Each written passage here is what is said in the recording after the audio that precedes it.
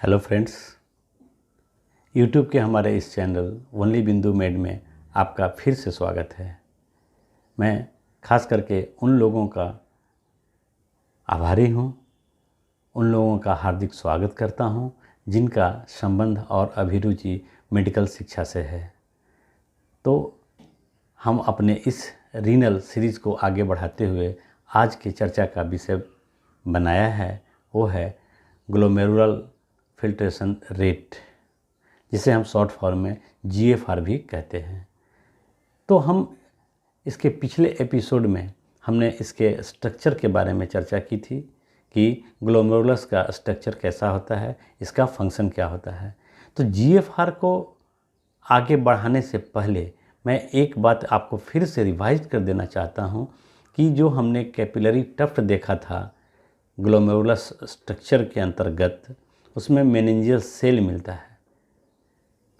तो जो औसतन डॉक्टर्स हैं वो इस बात को मानते हैं कि ये एक इनएक्टिव सेल है, एक स्लीपिंग डॉग है। ये नॉर्मली कुछ काम नहीं करते हैं बल्कि एक स्लीपिंग सेल के माफिक हैं। लेकिन जो एक्सेलेंट डॉक्टर हैं वो इस बात को जानते हैं कि मेनिंजियल सेल जो कैपिलरी टफ्ट में मिलता है वो स्लीपिंग डॉग नहीं है, बल्कि वो एक एक्टिव सेल है। जैसे मेनिंजियल सेल एक कॉन्ट्रैक्टाइल सेल है, जब ये कॉन्ट्रैक्ट करता है तो कैपिलरी टफ्ट को प्रभावित करता है। और ये जो है देखा गया है कि जो मेनिंजियल सेल है उसका जो रिसेप्टर है, उस रिसेप्टरों में से एक रिसेप्टर एंजियोटेंसिन 2 का भी है। अब स्वाभाविक है कि आपको लग रहा होगा कि ये एक नया टर्म कहाँ से आ गया भाई, एंजियोटेंसिन 2।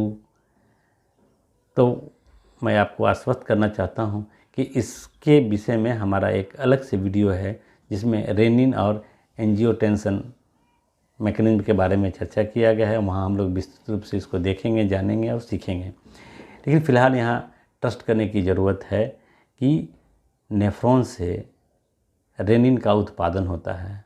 मतलब वो रेनिन जो नेफ्रॉन के JGA मतलब जक्स्टाग्लोमेरुलस अपरेटस जो है उससे इसका सिक्रीशन होता है, और लीवर के द्वारा जो एक सबस्टांस प्रोड्यूस होता है जिसे हम एंजियोटेंसिनोजन कहते हैं, उसके साथ में ये कंबाइन करके एंजियोटेंसिन 2 बनाता है, जिसके बारे में हम लोग विस्तृत चर्चा इसका जो सेपरेट वीडियो है उसमें हम लोग देखेंगे। तो वो इसका रिसेप्टर जो है ये मिला है किसमें, मेनिंजियल सेल में। इसका मतलब होता है कि जब उसका रिसेप्टर वहाँ मिला है तो ये उससे प्रभावित है, मतलब एंजियोटेंसिन 2 से भी ये प्रभावित होता है। नंबर तीसरा क्या है कि ये भी देखा गया है कि मेनिंजियल सेल का प्रोलिफरेशन होता है, और जब प्रोलिफरेशन होगा तो स्वाभाविक है कि ये कंप्रेस करेगा। ये कंप्रेस करेगा किसे, इस कंप्रेस करेगा कैपिलरी टफ्ट को, जिससे फिल्ट्रेशन पर इसका भी प्रभाव पड़ेगा। और भी इसके बहुत सारे प्रमाण मिले हैं, जैसे ये जो है बहुत सारा एक्टिव जो है वो इसका प्रोडक्ट का प्रोड्यूस भी करता है जो इन्फ्लामेशन में भाग लेता है। वैसे स्थिति में भी जो कैपिलरी टफ्ट है उसको भी प्रभाव पड़ेगा, और उसका प्रत्यक्ष प्रभाव जो है हमारा फिल्ट्रेशन पर पड़ेगा। तो खैर चलिए हम अपने मूल सीरीज रीनल सीरीज के GFR एपिसोड में हम प्रवेश करते हैं। लेकिन इसे प्रवेश करने के पहले हमें जो यूरिन का फॉर्मेशन होता है उसके बारे में भी हल्की जानकारी का हम लोग रिव्यू करना चाहेंगे। तो फॉर्मेशन ऑफ यूरिन का जो जब भी नाम आता है तो हम लोग के दिमाग में ये बात आ जाती है कि जो फॉर्मेशन ऑफ यूरिन है वो 3 स्टेप से आके गुजरता है, तब जाके फाइनली यूरिन का फॉर्मेशन होता है। 3 स्टेप में सबसे पहला है फिल्ट्रेशन, दूसरा है रीएब्जॉर्प्शन, और तीसरा है वो है सिक्रीशन। जैसे मान लिया जाए कि अगर कैपिलरी टफ्ट में एफरेंट आर्टियोल्स के माध्यम से रीनल आर्टरी में से जो ब्लड निकला, सपोज़ कीजिए कि 1 लीटर ब्लड यानी कि जितना कार्डियक आउटपुट है उसका 25%, 20 से 25% का जो ब्लड है वो पर मिनट रीनल आर्टरी के थ्रू एफरेंट आर्ट्रियोल्स में, और एफरेंट आर्ट्रियोल्स के थ्रू जब एफरेंट आर्ट्रियोल्स जब ये ब्रेक डाउन करता है और कैपिलरी जब बन जाता है तो कैपिलरी के माध्यम से जीबीएम से होते हुए फिल्ट्रेट होकर के एक फ़िल्टर जो सबस्टांसेस है उसका निर्माण हुआ, जिसे हम फिल्ट्रेशन के तहत रखेंगे। उसके बाद ये आता है पीसीटी में, प्रोक्सिमल कॉन्वोल्यूटेड ट्यूबल्स में आता है। अब यहाँ देखना ये है कि जो फिल्टर पदार्थ है वो सारे फिल्ट्रेट सारे चीज़ जिसमें उसमें ब्लड में जो आता है उसमें तो सारा चीज़ फिल्टर तो हो नहीं पाता है। जैसे फिल्टर नहीं होने में क्या है, आरबीसी नहीं फिल्टर होगा, डब्ल्यूबीसी नहीं होगा, प्लेटलेट नहीं होगा, हैवी मॉलिक्यूल्स जैसे प्लाज्मा प्रोटीन, ग्लोबुलिन, ये सब तो उसमें फ़िल्टर नहीं होता है, एल्बुमिन फिल्टर नहीं होता है। तो फिल्टर होने वाले में कौन कौन है, ग्लूकोज है, एमाइनो एसिड है, सोडियम है, पोटेशियम है, क्लोराइड है, कार्बोनेट है। तो जो फिल्टर हो करके आता है, जैसे ग्लूकोज पर ही बात हम लोग करें, ग्लूकोज अगर आता है तो फुली फिल्टर्ड हो जाता है। ग्लूकोज वहाँ आने के बाद, मतलब बाउमन स्पेस में, बाउमन कैप्सूल में आने के बाद ये पूरा फिल्टर्ड हो गया जीबीएम के माध्यम से। और जब ये पीसीटी में आता है तो पीसीटी का मतलब क्या, प्रोक्सिमल कॉन्वोल्यूटेड ट्यूबल्स, इसमें आता है तो इसका रीएब्जॉर्प्शन होता है, सोडियम भी पूरा फिल्टर्ड हो जाता है। लेकिन यहाँ आने के बाद ये रीएब्जॉर्ब होता है। उसका हिसाब किताब कैसे रहता है, बॉडी को जितना ज़रूरत रहता है बॉडी उसको रीएब्जॉर्ब करता है, और अगर वो जितना उसको नीड से अगर ज़्यादा है उसको वो एक्सक्रीट कराता है। तो यहाँ तो फर्स्ट स्टेज क्या हुआ, फर्स्ट स्टेज तो हुआ कि ये फ़िल्टर किया, ऊपर से फिल्टर आया। दूसरा स्टेज में कहाँ गया, ये पीसीटी आने के बाद ये रीएब्जॉर्ब होता है, ये रीएब्जॉर्ब हुआ। और तीसरा स्टेप में जब क्रॉस करता है तो नेफ्रॉन जो है वो सिक्रेट भी करने का काम करता है। नेफ्रॉन जो है बहुत सारे सबस्टांस को सिक्रेट कराने का काम करता है। जैसे मान लिया जाए कोई ड्रग्स है, ड्रग्स अपना टारगेट सेल पर काम करता है, उसके बाद वो सिक्रेट भी कर जाता है, और तो ये सिक्रीशन भी काम होता है। तो इस प्रकार से हम देख रहे हैं कि यूरिन के फॉर्मेशन में फिल्टर, रीएब्जॉर्प्शन और सिक्रीशन 3 स्टेप से आता है, तब जाके फाइनली जो है वो यूरिन का फॉर्मेशन होता है। अब देखिए उसका समीकरण कैसे बनाएंगे। उसका समीकरण साफ है कि urine formation is equal to filtration minus reabsorption plus secretion. अब उदाहरण के तौर पर हम उसको समझने का प्रयास करेंगे। जैसे मान लिया जाए कि फ़िल्टर होकर के पहला जो उधर से जो क्रॉस किया, रीनल में जो क्रॉस किया, ब्लड फ्लो का जो आया, तो वो सपोज़ कीजिए कि 100 यूनिट जो है वो फिल्टर हुआ। अब 100 यूनिट में अगर वो 65 यूनिट रीएब्जॉर्ब हो जाता है, ठीक है, 65% या 65 यूनिट अगर रीएब्जॉर्ब होता है तो हमारे पास कितना बचा, फिल्टर में से कितना बचा, ओनली 35 बचा। और अगर 15 यूनिट अगर किडनी या नेफ्रॉन जो अगर सिक्रीट करा देता है तो वो उसमें ऐड हो जाएगा। तो मतलब क्या हुआ, 35 प्लस 15 50 हो जाएगा फिर। तो 50 यूनिट जो है यूरिन बना।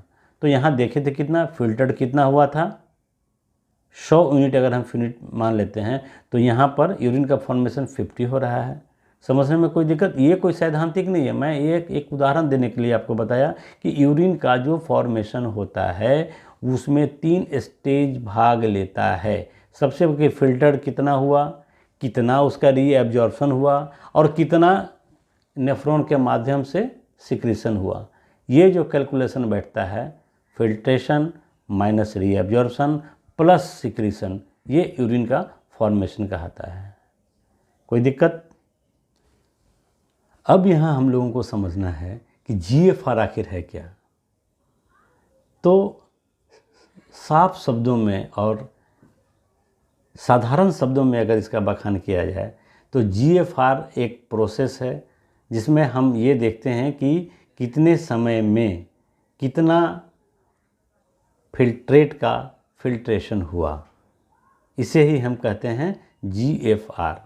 नॉर्मली जो है ह्यूमन बॉडी में एक स्वस्थ किडनी के द्वारा 120 ml पर मिनट फिल्ट्रेशन होता है, लेकिन इसका अर्थ कतई ये ना समझा जाए कि अगर 120 ml प्रति मिनट अगर फिल्ट्रेशन हुआ तो 120 ml प्रति मिनट यूरिन का फॉर्मेशन हुआ, ऐसा नहीं कर सकते हैं। क्यों नहीं कर सकते हैं? जैसे अभी अभी जस्ट आपको बताए हैं कि जितना फिल्टर हुआ वही यूरिन नहीं है, बल्कि यूरिन का फॉर्मेशन फिल्टर के अलावा उसमें से माइनस होगा क्या, जो रीएब्जॉर्प्शन बॉडी कर लेता है, उसको नीड्स जितना रहता है वो रीएब्जॉर्प्शन कर लेता है, और जो कुछ सिक्रेशन कराना रहता है तो वो सिक्रेशन उसमें करा दिया।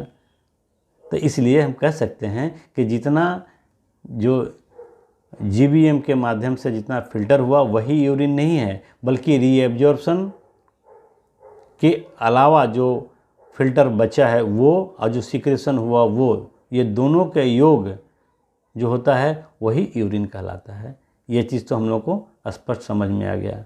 अब उसका मैकेनिज्म भी सिंपल है, पहले भी आपको बताया जा चुका है, रीनल फिजियोलॉजी में ही बताया जा चुका है कि इसका जो है वो कैसे फिल्टर होता है और उसका क्या प्रोसेस है और उसमें ग्लोमेरुलस का क्या रोल है। उसको ब्रीफ में मैं फिर यहाँ पर कह देना चाहता हूँ कि जितना भी कार्डियक आउटपुट होता है, कार्डियक आउटपुट का 20 से 25% जो ब्लड है या जो फ्लूइड है, फ्लूइड तो कहेंगे नहीं, ब्लड ही कहेंगे चूँकि होल ब्लड आता है, होल ब्लड है, वो रीनल आर्टरी के द्वारा एफरेंट आर्टियोल्स से पास करते हुए कैपिलरी टफ्ट में आया, और कैपिलरी टफ्ट में जो है उसका इस तरह से बनावट ही होता है उसके एंडोथेलियल सेल्स का, मतलब कैपिलरी जो है टफ्ट में जो कैपिलरी का जो एंडोथेलियल सेल होगा उसमें होल रहता है, मतलब फेनेस्ट्रेशन उसमें रहता है, और वो साइज बैरियर का काम करता है।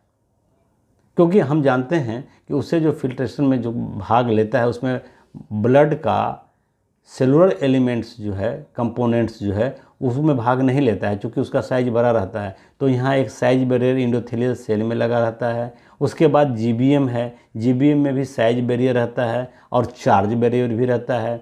एंडोथेलियल सेल में भी चार्ज बैरियर रहता है, और वो जो चार्ज है वो हाईली निगेटिव चार्ज है। तो जो निगेटिव सबस्टांसेस है उसको वो रिपेल कर देता है, मतलब विकर्षित कर देता है, आकर्षित नहीं करता है। आकर्षित करता तब तो फिल्ट्रेशन में भाग लेता, तो वो उसको रिपेल कर देता है। तो इस प्रकार से यहाँ हम देख रहे हैं कि जो 400 ml जो है, 1 लीटर में 400 ml सेलुलर एलिमेंट्स है, तो वो तो भाग लेगा नहीं, बाकी बचा 600। तो 600 में भी सेलुलर एलिमेंट्स के अलावा उसमें और भी तो है जो हैवी मॉलिक्यूल्स के रूप में है, जैसे प्लाज्मा प्रोटीन है। तो प्लाज्मा प्रोटीन भी फिल्ट्रेशन में भाग नहीं लेता है। तो इस प्रकार यहाँ देखा गया कि 600 ml में से 25% से 20%, एवरेज अगर उसका लिया जाए तो 20% ही GBM के द्वारा फिल्टर होता है। तो 600 का 20% कितना हो गया? 120 ml। तो इस प्रकार से 120 ml प्रति मिनट के हिसाब से उसका GFR बना। कोई दिक्कत? तो GFR अब हमें समझने में कोई परेशानी नहीं होगी। GFR एक प्रोसेस है जिस प्रोसेस में पर मिनट फिल्ट्रेशन का स्पीड क्या है इसके बारे में हम लोग जानते हैं। अब रह गया सवाल कि जो GFR है वो किस पर डिपेंड करता है। कौन स्थिति जब आएगा तो GFR बढ़ेगा, कौन स्थिति आएगा तो GFR घटेगा। तो इसको समझने के लिए हमें ये समझना पड़ेगा कि GFR जो है वो मुख्य रूप से उसका जो फैक्टर है, 2 फैक्टर है। पहला फैक्टर है नेट फिल्ट्रेशन प्रेशर, ये पहला फैक्टर है। दूसरा फैक्टर क्या आता है? फिल्ट्रेशन कोफिशिएंट आता है। तो फिल्ट्रेशन प्रेशर क्या है? तो फिल्ट्रेशन प्रेशर वो प्रेशर है जिसके द्वारा कैपिलरी टफ्ट से जो फ्लूइड है वो फिल्ट्रेशन की क्रिया उससे होती है। तो वो प्रेशर कैसा प्रेशर है, कौन सा ऐसा प्रेशर है जो उसको फेवर करता है। लेकिन कुछ प्रेशर ऐसे भी होते हैं जो उसका अपोज भी करते हैं। जैसे मान लिया जाए कि आप अगर सड़क पर चल रहे हैं तो आप ना एक जो आपकी क्रिया हो रही है, जो आप फोर्स लगा रहे हैं चलने में, तो एक फोर्स ऐसा भी होता है जो आपके चलने के विरोध करता है। क्या आप बता सकते हैं कि जब आप रास्ते से चल के आ रहे थे तो आपको किसने विरोध किया था, कौन आपको रोक रहा था? आप जरूर कोई ना कोई रोक रहा था। कौन रोक रहा था?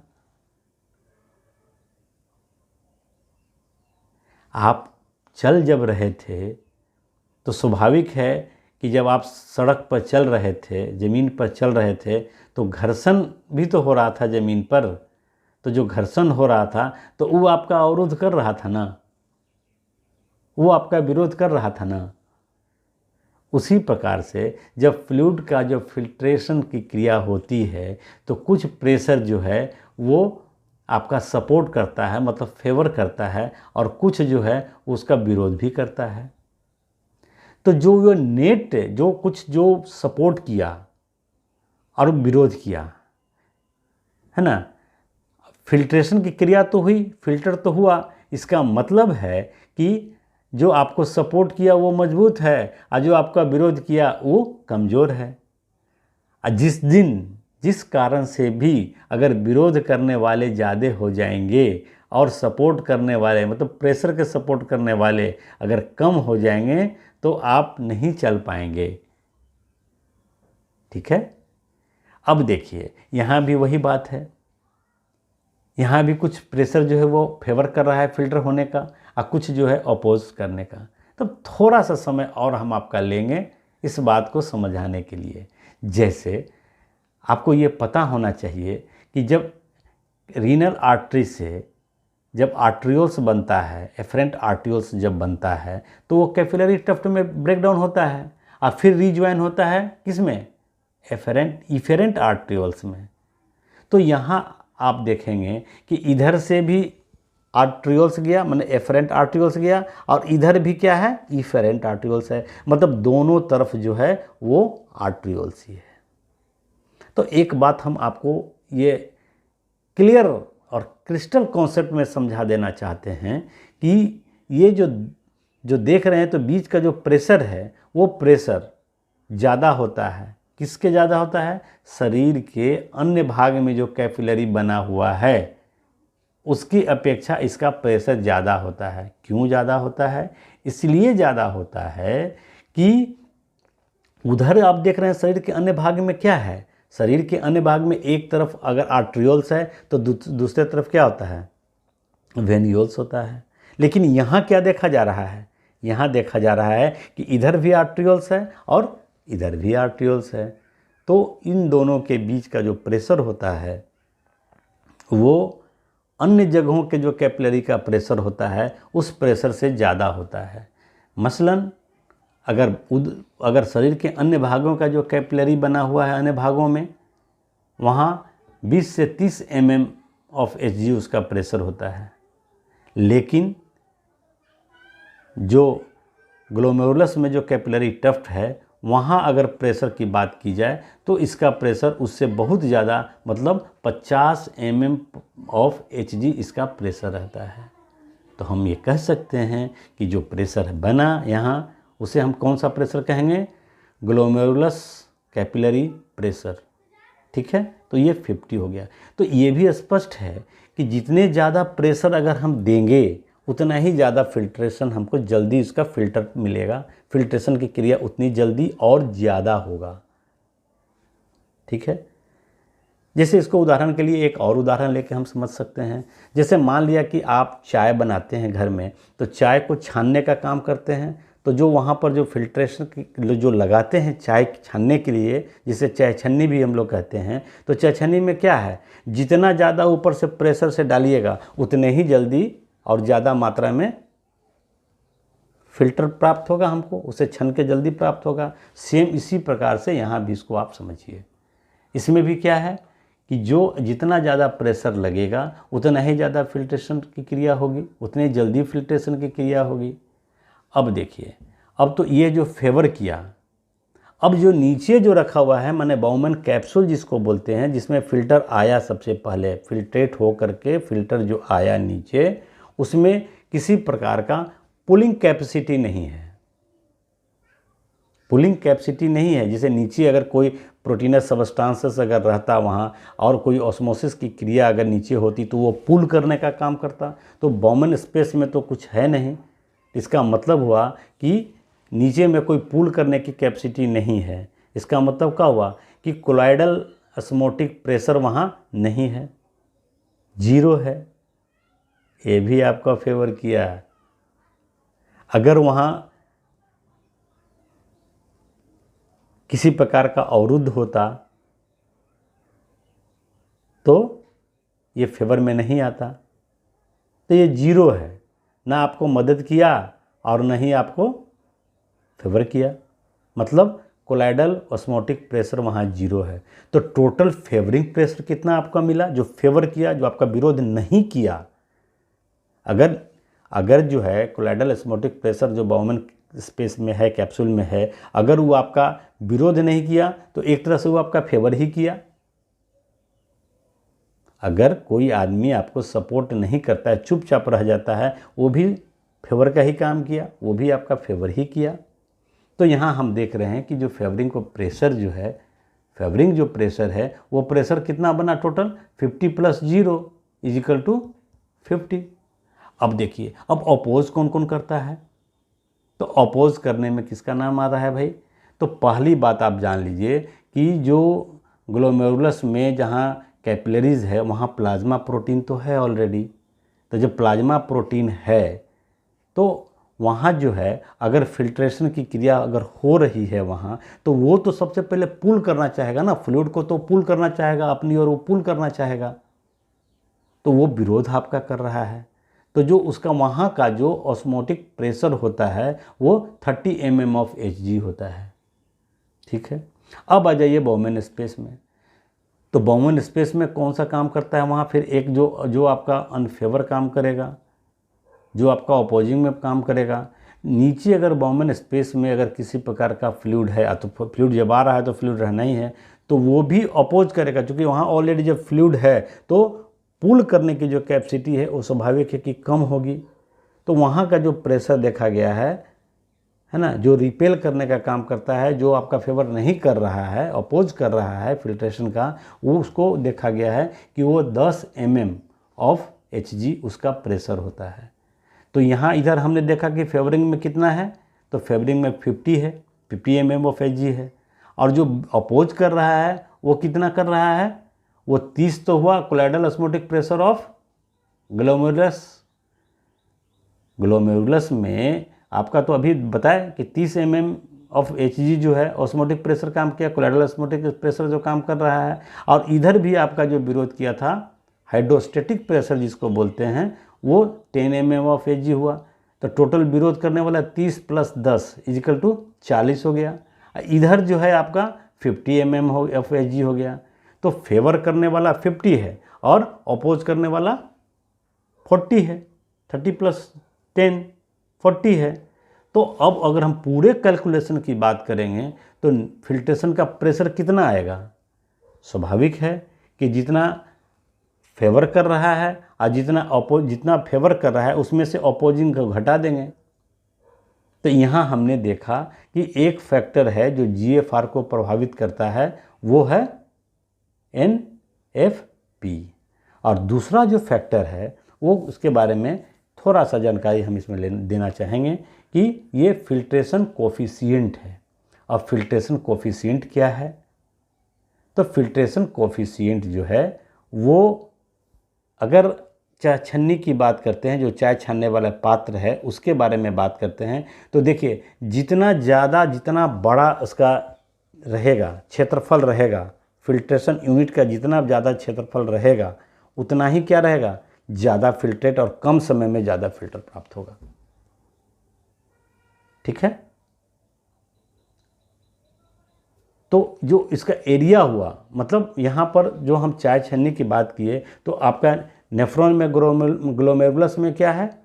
GBM है, जो छन्ना का काम करता है। तो यहाँ देखा जाएगा कि GBM का अगर जितना ज़्यादा क्षेत्रफल होगा उतना ही ज़्यादा आपका GFR होगा, और जितना ज़्यादा GFR होगा हम जानते हैं किडनी उतना ही स्वस्थ होगा। कोई दिक्कत? इसके अलावा अब देखिए, अब जो अब चाय छन्नी पर ही लेकर के चले हैं तो चाय छन्नी पर ही इसकी चर्चा करेंगे। जैसे चाय छन्नी अगर जितना में उसका पोरस देखते हैं, मतलब जितना जिसमें छिद्र होता है जिसके द्वारा फिल्ट्रेशन होता है, वो जिसका परमिएबिलिटी जितना ज़्यादा होगा उतना ही जल्दी और ज़्यादा होगा। इसका मतलब हुआ कि फिल्ट्रेशन की क्रिया में कौन कौन इन्वॉल्व हो रहा है। एक तो नेट फिल्ट्रेशन प्रेशर तो काम किया ही, इसके अलावा और भी फैक्टर है जो काम करता है कि जो छन्ना पत्र है, जो छन्ना है, उसका जो पोर है, उस पोर में कितना ज़्यादा परमिएबिलिटी है, और दूसरा उसकी संख्या कितना ज़्यादा है, पोर की संख्या कितना ज़्यादा है। तो पोर की संख्या जितना ज़्यादा किस में होगी, जिसका एरिया बड़ा होगा, क्षेत्रफल बड़ा होगा, स्वाभाविक है कि उसमें पोर ज़्यादा होगा।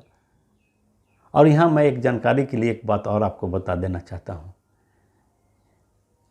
जो अभी रिसेंट स्टडी है, रिसेंट स्टडी में ये पता चला है कि जो GBM में जो स्लिट होता है, जो पोर होता है, उस स्लिट में भी एक मेम्ब्रेन होता है, और उस मेम्ब्रेन का नाम आप बता सकते हैं।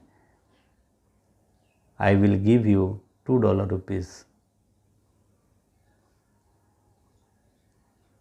मैं ही बता देता हूँ आपको। वो जो मेम्ब्रेन होता है उसका नाम नेफ्रीन कहते हैं। उसे क्या कहते हैं? नेफ्रीन कहते हैं। Don't confuse with nephron and nephrin. Nephron is a unit of kidney, ये किडनी का यूनिट है नेफ्रॉन, और नेफ्रॉन के अंदर ही ग्लोमेरुलस है, और ग्लोमेरुलस के अंदर में GBM है, बेसमेंट मेम्ब्रेन, और उसमें जो स्लिट है, उसमें जो मेम्ब्रेन लगा रहता है, उसे हम कहते हैं नेफ्रिन। तो जिसका नेफ्रिन अच्छा रहेगा, परमिबिलिटी उसकी ज़्यादा अच्छा रहेगी। क्योंकि अब बहुत सारा डिजीज़ ऐसा आपको मिलेगा जिसमें उसका जो एरिया है, क्षेत्रफल जो है, GBM का क्षेत्रफल कम जाता है, GBM थिक हो जाता है, मोटा हो जाता है, उसका मेम्ब्रेन जो नेफ्रिन के बारे में जो चर्चा कर रहे थे उसका थिक हो जाता है, मोटा हो जाता है। तो वैसी स्थिति में क्या होगा, आपका जैसे मान लिया जाए कि 2 GBM रखे हैं, नंबर 1 और नंबर 2। एक GBM में अगर थिक ज़्यादा है, क्या चीज़ का थिक ज़्यादा है? GBM का थिक ज़्यादा है, उसका मेम्ब्रेन जो है, जो उसका नेफ्रिन के बारे में बात करें, वो थिक हो गया है किसी पैथोलॉजिकल कारण से, और एक स्वस्थ है, तो इधर क्या होगा, फिल्ट्रेशन ज़्यादा किस में होगा, 1 में होगा कि 2 में होगा? स्वाभाविक है कि 1 में होगा।